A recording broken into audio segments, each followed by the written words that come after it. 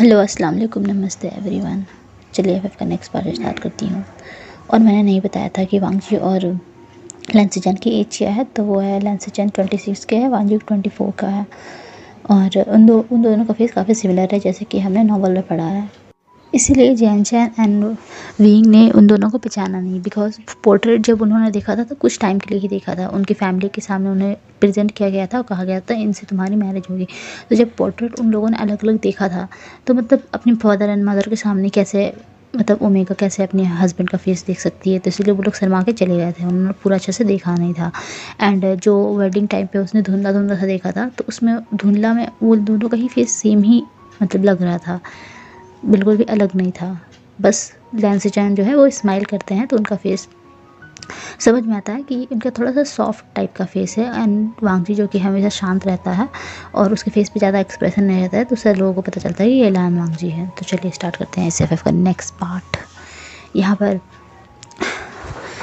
When Ruhaan रिश्ते की बात किए जा रहे थे, अपने बेटे की अच्छाई बता रहे थे और बता रहे थे कि वो कितने अच्छे हैं, किस तरह से वो यहाँ के अपने सेक्ट को संभाल सकते हैं। और जैन फैमिया और मैडम यू बस सुनने जा रहे थे। उन्हें उनके बेटे से मैरिज करवाने में अपने बच्चों की कोई भी रुचि नहीं थी। उन्हें पता था जिस तरह से ये बातें कर रहे हैं उसके अपोजिट है उनके बच्चे, इसीलिए तो उन्होंने उनका रिश्ता पहले नहीं अपनाया था। वो बस उनकी बातें सुन रहे थे, क्योंकि वो अपने घर पे आए गेस्ट का डिसरिस्पेक्ट नहीं कर सकते थे। यहाँ जैन चैन की मुट्ठी टाइट हो रही थी, उसे गुस्सा आ रहा था, उसे यकीन नहीं हो रहा था कि ये बेशर्म आदमी, उसके बच्चे कैसे हैं और वो कितनी बड़ाइयाँ किए जा रहा है। वो बातों को ज़्यादा सुन नहीं पाता है और अपने मदर एंड फादर के सामने आके कहता है रूहान को कि देखिए आपके बच्चे कैसे हैं हमें अच्छे से पता है, आप उनकी ज़्यादा तारीफ़ें मत कीजिए। एंड हमें किससे शादी करनी है और किससे नहीं करनी है वो हम डिसाइड कर लेंगे। आप लोग मेरे घर में रिश्ता लेके आए उसके लिए धन्यवाद। वो ऐसा करके अपने हाथों को जोड़ लेता है। जब ऐसा करता है तो वेन रूहान तो गुस्से में लाल पीला हो जाता है। उसे समझ नहीं आता कि इस जैन चैन में इतनी अकड़ कहाँ से आ गई है। वो अपनी जगह से खड़ा होता है और कहता है ओमेगा होकर इतनी अकड़ मत दिखाओ। ये मत भूलो कि अगर तुम्हारा ऐसे ही रवैया रहा तो तुम ज़िंदगी में कंवारे इसी क्लान में बैठे रह जाओगे और कोई उत्तराधिकारी तुम्हारे क्लान को नहीं मिल पाएगा। जब वेन रूहान के मुंह से जैन चैन ऐसा सुनता है तो अपने गुस्से में अपने दांतों को कस लेता है और कहता है आप मुझे मत बताइए मुझे क्या करना है क्या नहीं करना है। आप जिस बच्चों की बड़ाई कर रहे हैं हमारे सामने, वो वेन चाओ जो हर दिन किसी न किसी ओमेगा के साथ अपनी रातें रंगीन करता है, और तुम्हारा वो बड़ा बेटा जिसकी एक बीवी तो है पर उसके इतने सारे कॉन्कुपाइंट्स है। तुम्हारे बच्चों से तो अपना क्लान संभल ही नहीं रहा है। तुम्हारे क्लान में हमेशा इतनी विपदा और परेशानी आए रहती है और वो लोग सिर्फ और सिर्फ ऐश और मौज कर रहे होते हैं। और तुम लोग अपने क्लान को तो संभाल नहीं सकते और हमारे क्लान के बारे में सोच रहे हो। पहले अपने क्लान को संभाल लो फिर हमारे क्लान के बारे में सोचना। वेन रूहान अब तो गुस्से से फूट ही चुके थे। वो उसकी और विविशियन की बहुत अपमान करते हैं। वो कहते हैं जैसे ये बदनाम होकर बैठा हुआ है तुम भी वैसे ही बदनाम होकर बैठे रह जाओगे। इतनी बदतमीज ओमेगा मैंने अपनी ज़िंदगी में कभी नहीं देखे। वो जैन फैमिया की तरफ देखते हैं और कहता है देखिए आपके बच्चे ने हमारी इतनी इंसल्ट की है, इसके बावजूद हम यहाँ पर खड़े हैं। मैं फिर भी इन्हें एक चांस देना चाहता हूँ। जैसा भी होगा मुझे खत लिख के बता देना। मैं अभी यहाँ से चलता हूँ। यह जैन बहुत ही गुस्सा हो चुका था। जैन फैमिली कहते हैं तुम अपने शिष्टाचार को भूलते जा रहे हो। तुम घर में आए अतिथि से इस तरह का व्यवहार नहीं कर सकते हो। वो जो भी थे जैसे भी थे तुम्हें उनके साथ शिष्टाचार से पेश आना चाहिए। जैन चैन अब बहुत ही ज़्यादा गुस्सा हो चुका था। उसकी आंखों से एक बूंद आंसू गिर जाता है अपनी फादर की ऐसी बात सुन के। वो एक नौकर को बुलाता है और कहता है कि जाओ सभी क्लास में जाके ये घोषणा करा दो कि जैन चैन अब कभी भी मैरिज नहीं करेगा। वो पूरी ज़िंदगी कुंवारा रहेगा। और रही उस सेक्ट में हायर आने की बात, तो देखो विविशियन जिस बच्चे को जन्म देगा वही इस सेक्ट का हायर बनेगा। वो विविशियन के बच्चे को अपना हायर मानने के लिए तैयार है। वो नौकर ऐसे सुनता है और वहाँ से नोट करके चला जाता है। जैन फैमिया और मैडम यू बस जैन चैन की तरफ देख रहे जाते हैं और कहते हैं ये तुम क्या कह रहे हो, तुम्हारा दिमाग तो ठिकाने पे है। जैन चैन कहता है मैं क्या कह रहा हूँ मुझे पता है। तभी वो सभी अपने साइड में बैठे हुए विशान की तरफ देखते हैं। विंग जो कि कब से इन सभी की बातें सुना जा रहा था और उसने एक शब्द नहीं कहा था, उसकी नज़रें भी नीची थी। वो अपनी नज़रों को धीरे से उठाता है। उसके फेस पे किसी तरह को कोई एक्सप्रेशन नहीं था। वो कहता है माँ मुझे बहुत ही ज़्यादा सर में दर्द हो रहा है, मैं अपने कमरे में जाके आराम करना चाहता हूँ। जब मैडम ये सुनती है तो कहती है हाँ तुम जाके रेस्ट लेना चाहिए। वो अपने बिग टमी के साथ धीरे से उस सोफे से उठता है और अपने धीरे धीरे कदमों से अपने कमरे की तरफ जा रहा होता है। उसका एक हाथ उसकी टमी पे होता है, वो उसे सहला रहा था और अपने एक्सप्रेशनलेस फेस के साथ अपने कमरे की तरफ जा रहा था। जियान चैन उसे देखता है और उसे बहुत ही ज़्यादा गुस्सा आता है उस लैन ब्रदर्स के ऊपर। यह लैन सेक्ट में लानवांग जी और लांसजान की मैरिज टूट चुकी थी। इसके बारे में सभी सेक्ट में खबर हो चुकी थी। वो सभी सेक्ट जो कि अपने ओमेगा का रिश्ता लांसजान और लानवांग जी से कराना चाहते थे, उन्हें तो एक नया मौका मिल गया था। उन लोगों ने रिश्ते भेजना शुरू कर दिया था उन सेक्ट में। यहाँ पर लान के लोग भी सोच रहे थे कि अब वो किसे अपना सेक्ट का ओमेगा बनाएंगे। तभी लांसजान भी जब जियानचान की ऐसी घोषणा को सुनते हैं तो वो भी अपने सेक्ट में ये घोषणा करा देते हैं कि वो भी अब किसी से भी मैरिज नहीं करेंगे। लैन सेक्ट वाले एक बार मैरिज करते हैं और एक बार ही प्यार करते हैं और उन्होंने अब किसी से प्यार कर लिया है और वो किसी से मैरिज भी कर चुके हैं। वो ऐसा कह कर वहाँ से चले जाते हैं। यहाँ पर हॉल रूम में खड़े सभी लोग तो बिल्कुल कंफ्यूज हो जाते हैं कि अगर ये शादी नहीं करेंगे तो उन्हें सेक्ट में हायर कैसे मिलेगा, अब ये क्या होगा। उन्हें शादी कराने की जल्दी नहीं थी, वो तो 1-2 साल के बाद भी शादी करा सकते थे, लेकिन अब जो ऐसी घोषणा हो चुकी थी इससे वो सभी परेशान हो चुके थे। लैन चिरान भी परेशान हो रहे थे। तभी लैंसू उनके सामने आता है और कहता है कि देखिए अगर लैन चिचैन शादी नहीं करना चाहते हैं तो हमें उन्हें कुछ टाइम के लिए अकेला छोड़ देना चाहिए। जब वो ऐसा कहता है तो सभी एल्डर्स और लैन चिचैन उनकी तरफ दिखते हैं और कहते हैं क्या कह रहे हो, मैं उसे ऐसे अकेला नहीं छोड़ सकता हूँ, हमारा सेक्ट का हायर का। तभी वो लैंसू कहती है कि अगर वो सेक्ट को अभी हायर नहीं दे सकते हैं तो हमारे पास दूसरा ऑप्शन है, हमारे पास लानवांग जी है, हम उनकी मैरिज करा सकते हैं और उनके होने वाले बच्चे को हमारे सेक्ट का हायर बना सकते हैं। लैन चिरान सुनते हैं तो कहते हैं कि तुम्हें क्या लगता है कि वांग जी मैरिज करने के लिए रेडी होगा। ये मत भूलो कि उसने उस ओमेगा को मार्क कर दिया था, उसने विविशियन को मार्क किया है, तो इतनी जल्दी कौन ओमेगा उससे मैरिज करेगा।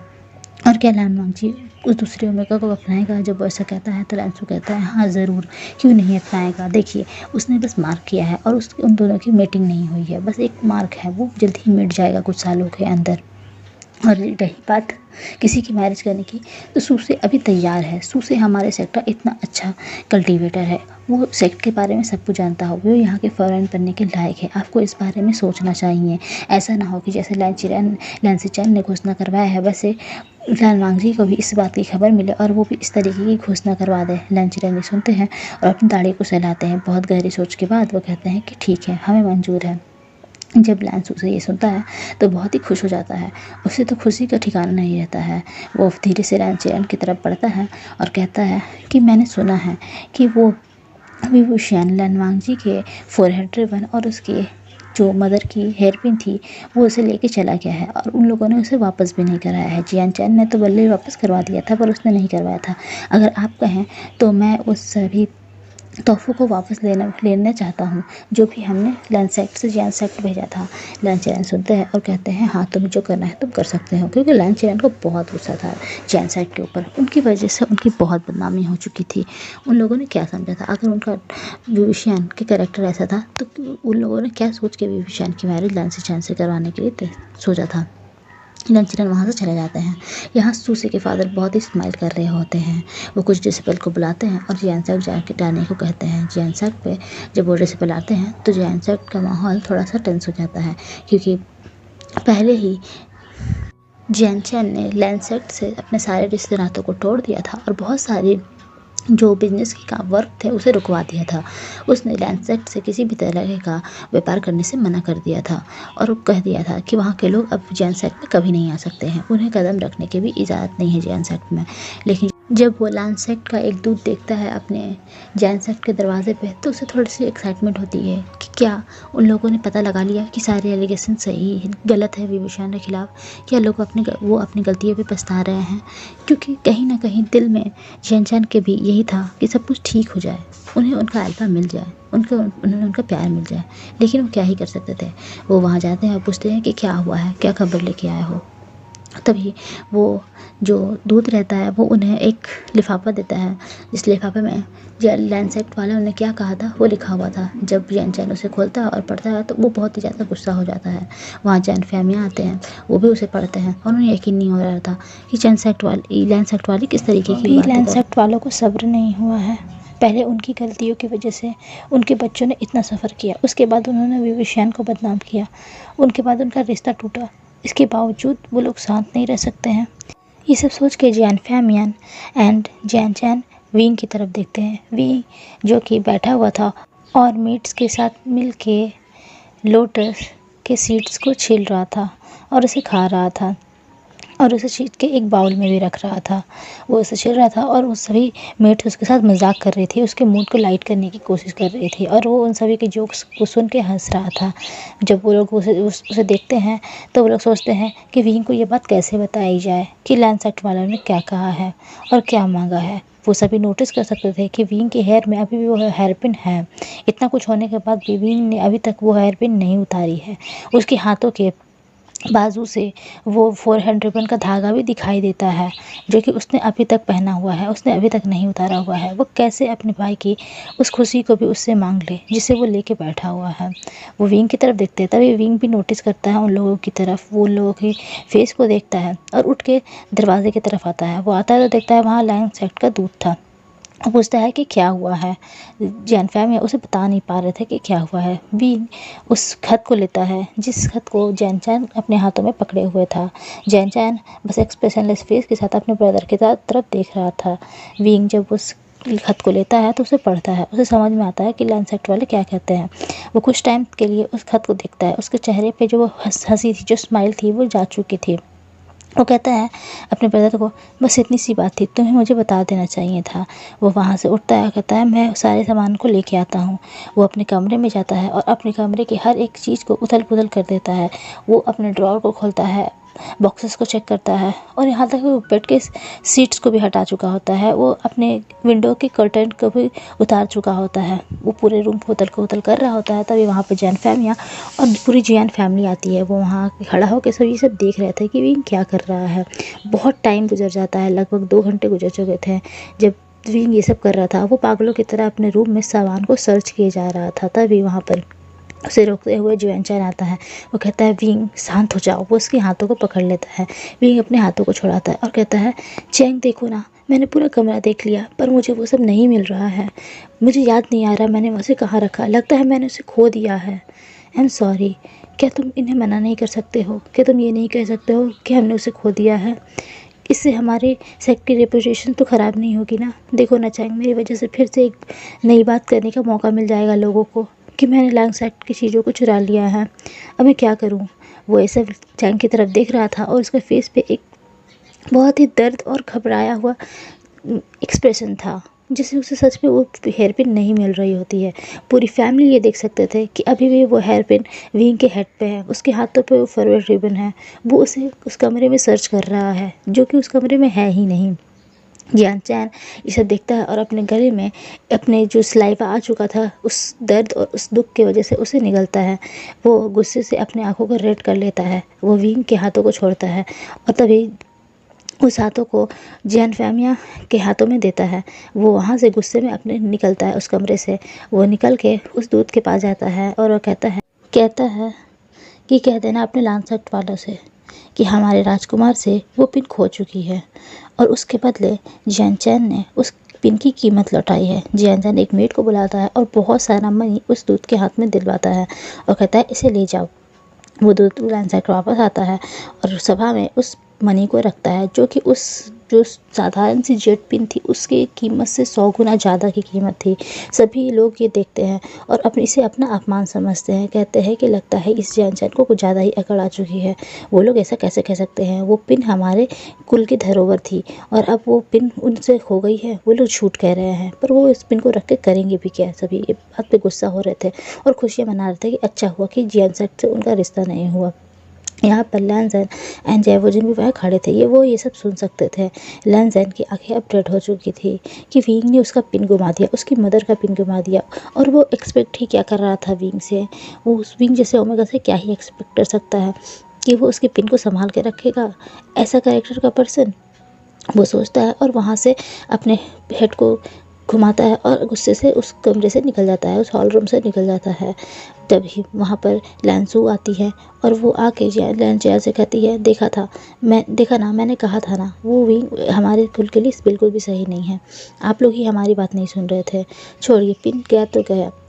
हम आगे की बातें करते हैं, कैसे लैंजन एंड सूसे के रिश्ते की बात आगे बढ़ाई जाएगी। सभी ये सुनते हैं और नोट करते हैं और वहाँ बैठ के वो बातें कर रहे होते हैं। यह लैंजन को बहुत गुस्सा आ रहा था। वो अपने रूम में आता है।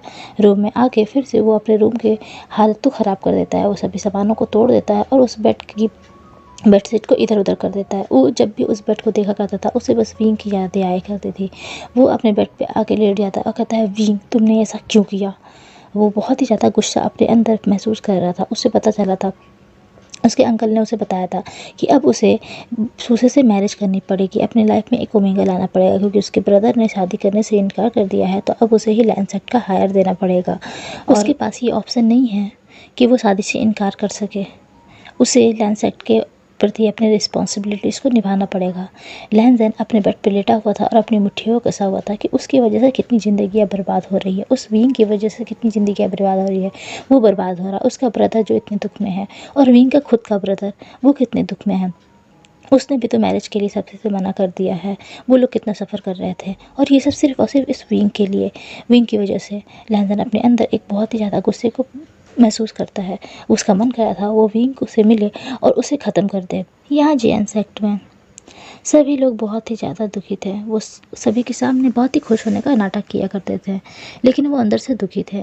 जैन चैन अपने ब्रदर की मेंटल कंडीशन को समझने की कोशिश कर रहा था। उसका ब्रदर जो कि सबके सामने बहुत ही खुश दिखता है और बहुत ही हंसता है, मुस्कुराता है, पर उसके दिल में क्या चल रहा है। विंग जो कि अभी अपने हॉल रूम के सोफे पे बैठा हुआ था, वहाँ पर वो कुछ नौकरों से बात कर रहा था। वो नौकर बहुत ही अच्छे से जोक्स क्रैक कर रहे थे और विंग उन सभी जोक्स को सुन के हंस रहा था। उसकी हैंड्स अभी भी उसकी बेली पे थी और वो मुस्कुरा रहा था और हंस रहा था। पूरी फैमिली उसे देख रहे थे। सभी जानते थे कि विंग की इस स्माइलिंग फेस के पीछे कितना दर्द छुपा हुआ था। तभी जैन चैन विंग के सामने जाता है और उससे बोलता है, विंग हमारे पास के ही गाँव में एक मेला लगा हुआ है, उस लैंटर्न फेस्टिवल की वजह से मेला लगा है। तुम चाहो तो आज हमें वहाँ पर जाके विज़िट करना चाहिए। तुम्हें मेले घूमने का बहुत शौक़ था और मुझे लगता है कि हम दोनों को वहाँ चलना चाहिए। जब भी जैन ऐसा कहता है तो विंग स्माइल करता है और कहता है, तुम मेरी तरफ देखो, तुम्हें क्या लगता है मैं इतना बड़ा सा टमी लेके कहाँ जाऊँगा। मुझे जाने का मन नहीं है बाहर। जैन इस बात को समझ रहा था। उसे पता था कि विंग के बारे में इतनी बातें होती हैं बाहर की। विंग ने तो अब सेक्ट से बाहर निकलना ही छोड़ दिया था। विंग जो कि एक खुला दिल का एक आज़ाद पंछी था, जो क्लैन के अंदर रहना कम, क्लैन के बाहर रहना ज़्यादा पसंद करता था। वो अब इस लोटस पेयर के इस महल में ही बन के रह चुका है। वो इस लोटस पेयर के से भी बाहर नहीं जाता है। वो अपने क्लैन में भी नहीं घूमता है। वो लोगों की बातों से इतना परेशान हो चुका है, उनके अफवाहों से इतना परेशान हो चुका था। विंग जिसको किसी भी बात का कोई फ़र्क नहीं पड़ता था, वो विंग अब अपनी पूरी ज़िंदगी इस महल की चारदीवारी को समझने लगा है। जैन चैन उसकी तरफ देखता है और कहता है, अब अभी तो तुम सिर्फ 6 मंथ प्रेग्नेंट हो, इससे कुछ नहीं होता है। तुम्हें बाहर जाओगे, घूमोगे फिरोगे, इससे तुम्हारे बच्चों के ऊपर अच्छा असर पड़ेगा। तुम्हें बाहर निकलना चाहिए। जब वो ऐसा कहता है, विंग कुछ टाइम तक सोचता है और कहता है कि ठीक है, मैं जाने के लिए तैयार हूँ। जैन सुनता है, स्माइल करता है। वो तैयारी करवाता है कि वो आज शाम विंग को लेके लैंटर्न फेस्टिवल के उस मेले में जाएगा, उस गांव में जाएगा जो कि इस पास में ही है। वो लोग रेडी होते हैं, शाम हो चुकी थी, बग्गी को लेके आते हैं और वो लोग दोनों बग्गी में बैठ के उस लैंटर्न फेस्टिवल को देखने के लिए जाते हैं। वो लोग उस मेले में घूम रहे होते हैं।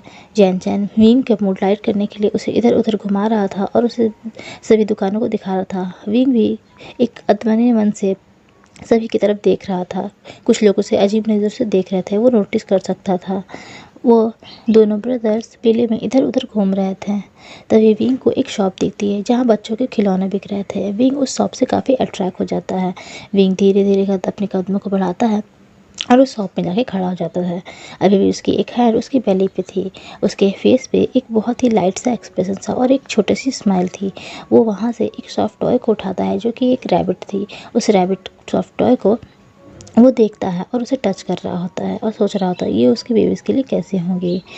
वो ये सब अपने टमी को देख के फील कर रहा था कि उसके बच्चों को ये सब पसंद आएगी कि नहीं आएगी। तभी वो इस चीज़ को नोटिस नहीं करता है कि कोई उसे देख रहा है। यहाँ लैंसन जो कि अपने ब्रदर के साथ यहाँ आया हुआ था, उसके ब्रदर ने अपने ब्रदर का मूड लाइट करने के लिए उसे ये ऑप्शन दिया था कि उसे भी लैंटर्न फेस्टिवल जाना चाहिए और उन दोनों को घूमना चाहिए। उसे बिल्कुल भी मन नहीं था यहाँ आने का, लेकिन उसके ब्रदर की वजह से वो वहाँ आया था। वो वहाँ आके वहाँ घूम रहा था। तभी उसकी नज़र जैन ब्रदर्स पे पड़ती है। वो विंग को नोटिस कर सकता था। उसे विंग को देख के पता नहीं क्या फ़ील हो रहा था, जो कि वो बहुत ही ज़्यादा गुस्सा था विंग के ऊपर, लेकिन अब वो उस गुस्से को भी नहीं फ़ील कर पा रहा था अपने अंदर, वो बिल्कुल खाली हो चुका था। वो विंग के स्माइल को देख रहा था, विंग को देख रहा था, उसकी टमी को देख रहा था। वो नोटिस कर सकता था कि ये टमी कितनी बड़ी है। विंग अभी लगभग 9 मंथ प्रेग्नेंट होगा और वो इस मेले में घूम रहा है। वो उसे देख रहा था और उसकी आँखें बहुत ही सॉफ्ट हो चुकी थी, लेकिन उसके दिल में एक गुस्सा भरा हुआ था जो वो विंग के ऊपर निकालना चाहता था। वो धीरे धीरे करके विंग की तरफ बढ़ता है। विंग जब किसी को नोटिस करता है कि वो कोई उसके पास आके खड़ा हो गया है, तो वो अपनी नज़रों को उठाता है। उसके सामने लैंसैन था। वो लैंसैन का फेस देख के बिल्कुल चौंक जाता है, लेकिन कुछ ही टाइम में उसकी आंखों में एक सॉफ्टनेस आ चुकी थी और उसकी आंखों में थोड़े टीयर्स भी आ गए थे। वो लैंसैन को बहुत ही अच्छे से देखे जा रहा था। उसने अपने पल के 1 मिनट के लिए भी नहीं झपकाई थी। लैंसन जो कि उससे थोड़ा-सा दूरी पे खड़ा था, लगभग 1 हाथ की दूरी पे वो खड़ा था। वो अपने स्टेप फेस के साथ विंग की तरफ देख रहा था। उसे समझ नहीं आ रहा था कि विंग के एक्सप्रेशंस का क्या मतलब है। वो क्या चाहता है क्या वो अपनी इस इनोसेंट आइज़ से फिर से उसे धोखा देना चाहता है, जैसे उसने दूसरे लोगों को धोखा दिया है? वो विंग की तरफ देख रहा था और वो गुस्सा हो रहा था। और वो लेकिन वो गुस्सा निकाल नहीं पा रहा था विंग पे। पता नहीं क्या विंग का फेस में ऐसा क्या था जिसको देख के उसे गुस्सा तो आ रहा था, पर वो गुस्से को बाहर नहीं निकाल पा रहा था। फिर वो नोटिस करता है कि विंग के हेयर में अभी उसकी मदर की वही पिन है, हेयर पिन है जिसे उसने दिया था। उसे यकीन नहीं होता है कि विंग ने कहा था कि उसने उसे खो दिया, और वो उसे पहन के वो उसकी तरफ देख रहा था और समझने की कोशिश कर रहा था कि विंग जैसे पर्सन को उसकी हेयर पिन रखने में और उसे पहनने में क्या ही इंटरेस्ट है। वो फिर उसकी हैंड की तरफ देखता है जिसमें उसने सॉफ्ट टॉय पकड़ा हुआ था, और उसके हैंड के वो बाजू से उस फॉरहेड रिबन का धागा दिखाई दे रहा था जिसे उसने पहनाया था उस नाइट को। वो उसे देखता है और उसे समझ नहीं आता है कि विंग के लिए जब लैंसन की मतलब लैंसन का उसके लाइफ में होने या न होने का कोई मतलब नहीं है, वो सिर्फ एक ग्रेडी पर्सन है, तो फिर उसने ये सब क्यों अपने पास रखा हुआ है। विंग जो कि कुछ नहीं बोल रहा था और वो बस अपने आँखें डबडबाई हुई आँखों से लैंसन की तरफ देख रहा था, और वो फिर अपने माउथ से एक शब्द निकालता है, कहता है लंजा। जब ऐसा कहता है तो लैंसन के हार्ट में पता नहीं क्या होता है, उसके हार्ट में एक अलग सा पेन फील होता है। वो विंग की उस पेन भरी वर्ड्स को, उस पेन भरी वॉइस को सुन रहा था और उससे समझ नहीं आ रहा था कि वो क्या करे। वो विंग पे गुस्सा था, लेकिन अब तो वो विंग को कंसोल करना चाहता है कि प्लीज़ विंग, अगर तुम्हारे मन में कोई भी दुख हो तो उसे भूल जाओ। वो विंग को हक करना चाहता था, वो विंग को हक करके कंसोल करना चाहता था। वो विंग की आंखों में एक दर्द देख सकता था, एक दर्द। उसे समझ नहीं आता ये दर्द कैसा है और वो विंग की आंखों में क्यों है। तभी लैंसन की नज़र विंग की उस टमी पे जाती है जो कि बहुत बड़ी सी थी और बहुत ही फूली हुई थी। उसे देख के उसे सारी बातें याद आ जाती है कि विंग ने कैसे उसे धोखा दिया, उसके वजह से कैसे उन सभी चारों की ज़िंदगियाँ बर्बाद हो रही हैं। उसके ब्रदर कितना पेन में रहते हैं, उसका विंग का खुद का ब्रदर कितना पेन में है। उसे याद करके उसे बहुत ही ज़्यादा गुस्सा आता है और वो गुस्से में अपने दांत पीसने लगता है। वो विंग की तरफ बढ़ता है और उस बड़े हुए हाथे को पकड़ लेता है जिस हाथों से उसने सॉफ्ट टॉय को पकड़ा हुआ था। उसे पकड़ के वो उस हैंड से उसके फॉरहेड रिबन को अपने दूसरे हैंड से उतारने की कोशिश करता है। विंग को समझ नहीं आता कि व्यंजन क्या कर रहा है। विंग लैंसन के उस दूसरे हाथ को पकड़ लेता है जिससे वो उस फॉरहेड रिबन को खोलने की कोशिश कर रहा था। वो कहता है तुम क्या कर रहे हो लंजा। जब वो ऐसा कहता है तो लैंसन कहता है तुम इसके लायक नहीं हो। तुमने कहा था कि तुमने इसे खो दिया है, तुम्हें इसकी क्या ज़रूरत है। हाँ, तुम्हारे पास तो ऐसे बहुत सारी चीज़ें होंगी जिसका तुम इस्तेमाल कर सकते हो। तुम्हें हमारे लैंडसेट की चीज़ों से क्या मतलब। और जब ऐसा कहता है तो विंग अपनी डबडबाई आंखें से उसकी तरफ देखता है। विंग को अब रियलाइज़ होता है कि सिर्फ लोग नहीं हैं जो सभी बातों पे यकीन करते हैं, उसका लैंसन भी है जो उस सभी बातों पे यकीन करता है। वो लैंसन उस सभी बातों पर यकीन करता है जिस लैंसन से वो प्यार करता था। इतने लोगों ने जब उसके बारे में अफवाहें उड़ाई, उतनी बुरी बुरी बातें कही, तब भी इन सभी चीज़ों से विंग को कोई फ़र्क नहीं पड़ा। लेकिन आज जब वो लैंसन के मुँह से ऐसी बातें सुन रहा है तो उसका दिल इस चीज़ को बर्दाश्त नहीं कर पा रहा है। उसकी आंखों से वो आंसू जो उसकी आंखों में कब से भरे हुए थे वो गिरने लगते हैं। लैंसन भी उसे देख रहा था और वो विंग की आंखों से को देख सकता था, उसके आंसू को देख सकता था। विंग का भी गला बिल्कुल वाटरी हो चुका था, उसे भी बहुत दुख फील हो रहा था। वो अपने दूसरे हैंड को लेता है जिसे विंग ने पकड़ रखा था और वो उसके हेड की तरफ उस हेयर हैंड को बढ़ाता है कि वो उस हेयर पिन को लेगा। जब वो ऐसा कर रहा होता था विंग फिर से उसके दूसरे हाथों को पकड़ लेता है। वो कहता है तुम क्या कर रहे हो। लैंसन कहता है तुम इसके लायक नहीं हो, ये मेरी मदर की है और तुम ऐसे ओमेगा नहीं हो जो मेरी मदर की चीज़ें वेयर कर सको। वैसा कह रहा था। तभी लैंसन को एक शार्प पेन महसूस होता है उसके हैंड्स पे, उसके कंधे पे जो उसका बाजू होता है जहाँ मसल्स होते हैं लोगों के, वहाँ से शार्प पेन महसूस होता है। उसे समझ नहीं आता कि क्या हुआ। उसका हैंड जो विंग के हैंड्स को पकड़े हुआ था और उसके फोरहेड रिबन और उसके हेयरपिन की तरफ बढ़ रहा था, वो रुक जाता है। वो विंग से थोड़ा अलग हो जाता है। विंग को भी समझ नहीं आता है कि क्या हुआ। वो नोटिस करता है कि लैंसन के वो वाइट रोब्स जिसमें बहुत सारे ब्लड आ चुके हैं और उसके हैंड से जो ब्लड गिर रहा है, विंग को समझ नहीं आता है वो क्या हुआ। वो दूसरी तरफ देखता है, वहाँ जियान चैन खड़ा था अपनी तलवार लेके। जियान चैन जो अपने एक शॉप पे था और वो कुछ चीज़ों को देख रहा था। विंग उसे बिना बताए ही उस टॉय शॉप में आ चुका था। जब जियान चैन ये नोटिस करता है कि विंग यहाँ नहीं है, तो वो अपने कदमों को थोड़ा बढ़ा कर विंग को सर्च करता है। तभी वो नोटिस करता है कि वहाँ पर लैंसन है जो विंग के साथ बदतमीज़ी करता है। वो देखता है और वो अपने तलवार को बाहर निकाल देता है और वो उस हाथों को एक कट कर देता है, मतलब उस हाथे पे एक कट बना देता है, जिस हाथों से लैंसन ने विंग के हाथों को, मतलब विंग की रिस्ट को इतनी ज़ोर से पकड़ा हुआ था। वो ऐसा करके विंग और लैंसन के बीच में आके खड़ा हो जाता है, अपनी तलवार को उसकी तरफ पॉइंट करके। लैंसन उसकी तरफ देखता है, अपने हैंड्स को पकड़ता है और कहता है, जियान वांगियन, क्या तुम अपने दिमाग में, क्या तुम्हारा दिमाग ठिकाने पे नहीं है?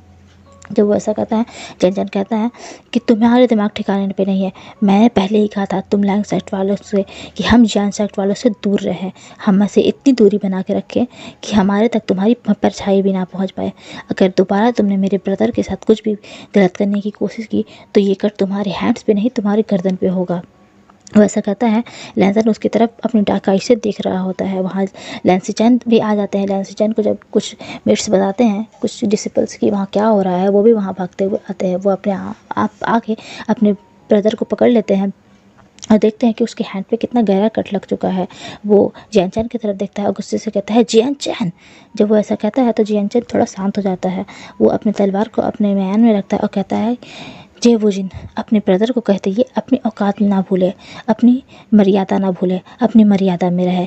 हमारा इनसे कोई भी संबंध नहीं है, तो वो यहाँ आके हमें परेशान ना करे और हमसे संबंध बनाने की कोशिश ना करे, चाहे वो संबंध दुश्मनी का ही क्यों ना हो। हम लैंस सेक्ट वाले से कोई भी संबंध नहीं चाहते हैं। जब वो ऐसा कहता है तो लैंसन के हार्ट में एक पेन फील होता है। उसे बहुत दुख होता है कि जियान उनसे कितना नफरत करता है। वो विंग के हैंड्स को पकड़ता है। विंग के हेड पे जो एक बैम्बू वेल लगी हुई थी, उस वेल को गिरा देता है और विंग का फेस कवर कर देता है। वो विंग के हैंड्स को पकड़ के उसे बग्गी की तरफ लेके आता है। विंग जो कि सिर्फ जियान के खींचने पे उस हर दिशा में जा रहा था, जिस दिशा में जियान ले जा रहा था, वो एक अलग ही दुख में पहुंच चुका था। उसे अलग तरीके का ही पेन फील हो रहा था। उसे लैंसन की बातें हर्ट कर रही थी। उसे लैंसन की बातें याद आ रही थी। किसी उसने कहा कि तुम इस पेन के लायक नहीं हो, तुम इन सभी चीज़ों के लायक नहीं हो। वो भी उसे एक कैरेक्टरलेस ओमेगा समझता है। क्या वो भी विंग पे यकीन नहीं करता है? विंग ये सब सोच रहा था और उसकी आंखों से आंसू बह रहे थे। जियान उसे धीरे धीरे करके बग्गी की तरफ ले आता है और उसे बग्गी में बिठा देता है और वो दोनों ब्रदर्स उस बग्गी से वहाँ से चले जाते हैं। और लैन ब्रदर्स उन दोनों को जाते हुए बस देख रहे थे। लैंसन भी नोटिस करता है कि विंग की आंखों में कितना पेन है। उसे यकीन नहीं होता कि वो किसकी बात पे यकीन करे, विंग की आंखों पे यकीन करे, उसके दर्द पे यकीन करे, ये उन सभी सबूतों पे, उन सभी बातों पे यकीन करे। वो अपने हार्ट को समझा नहीं पा रहा था, वो अपने माइंड को समझा नहीं पा रहा था कि वो किस चीज़ पर यकीन करे। आखिर वो क्या करे? क्या विंग सही है या वो लोग सही है? वो इस सभी बातों को सोचे जा रहा था। जब लैंस से जान ये सब देखते हैं तो वो कहते हैं, ओह मेरे ब्रदर, तुम्हें कितना चोट लग गया है। वो उसके मसल्स को देखते हैं। वो उसके हैंड को पकड़ते हैं और उसके हैंड्स को ट्रीट कर रहे होते हैं। लैंस एक गहरी सोच में था कि उसे क्या करना चाहिए। ओके एवरीवन, इस पार्ट को यही रखते हैं। अगला पार्ट इसका लास्ट पार्ट होगा। मैं वीडियो अपडेट नहीं कर पा रही हूँ क्योंकि मैं थोड़ा बिजी चल रही हूँ आजकल। और आप लोग कमेंट नहीं कर रहे हो, वीडियो को लाइक नहीं कर रहे हो। क्या स्टोरी पसंद नहीं आ रही है आप लोगों को? और अगर आप लोगों ने मतलब वीडियोस को देख रहे हो, इतने लोग देख रहे हैं, मैं खुद नोटिस कर सकती हूँ, तो आप लोग सब्सक्राइब क्यों नहीं कर रहे हो चैनल को? मैं कभी कहती नहीं हूँ क्योंकि मुझे लगता है कि कहने की ज़रूरत नहीं है। जिसे करना होता है वो कर देता है, लेकिन मुझे लगता है आप लोग शायद भूल जाते होगे, इसलिए मैं बस याद दिला रही हूँ। अभी भी कहती हूँ, अगर करना होगा तभी करना, मेरे कहने पर मत करना। पर अगर मैंने याद दिला दिया है और अगर भूल गए थे तो प्लीज़ लाइक कमेंट सब्सक्राइब करना। कमेंट तो पक्का करना, सब्सक्राइब मत करो चलेगा, लाइक मत करो चलेगा, लेकिन कमेंट का मैं इंतज़ार करती हूँ। जब आप कमेंट करते हो तो मैं उससे पढ़ती हूँ और उसके बाद फिर मेरे अंदर इतनी मोटिवेशन आती है कि मैं बैठ के वीडियो बना पाती हूँ। मैं मतलब बहुत बिजी रहती हूँ, मैं इतनी वर्क्स होते हैं कि मेरे पास टाइम ही नहीं होता कि मैं वीडियो रिकॉर्ड कर पाऊँ, लेकिन इसके बावजूद मैं सिर्फ कमेंट पढ़ के वीडियो बनाने बैठती हूँ। Okay everyone. और हाँ, कुछ लोग कह रहे थे कि उन्हें मतलब और भी फ़ैन फिक्शन के नेक्स्ट एपिसोड चाहिए, तो मैं उनके लिए स्पेशली बताना चाहती हूँ, मैं सभी फ़ैन फिक्शन को कंप्लीट करूँगी। और मैं पहले अच्छे से एक्सप्लेन नहीं कर पाती थी क्योंकि मैं न्यू थी इस फील्ड में, तो मेरे से अच्छे से एक्सप्लेन नहीं होता था। तो मैंने ब्लड लाइन ऑब्सेशन को देखा है, तो उसमें मैंने अच्छे से एक्सप्लेन नहीं किया, तो मैं बताती हूँ ब्लड लाइन ऑब्सेशन के बारे में। उसे मैं उस वीडियो को डिलीट कर दूँगी जो मैंने पहले डाला हुआ है, और फिर मैं उस स्टोरी को अच्छे तरीके से एक्सप्लेन करूँगी, और उसे भी 1 शॉट या 2 शॉट में करके कंप्लीट कर दूँगी। उसके बारे में आप लोग चिंता मत करो। और जो भी सियानवन एफएफ चल रहा है उसे मैं कंटिन्यू करूँगी। तो ओके, आज के लिए इतना ही था। थैंक यू वीडियो देखने के लिए, लाइक करने के लिए एंड मेरी बकबक सुनने के लिए। Thank you very much.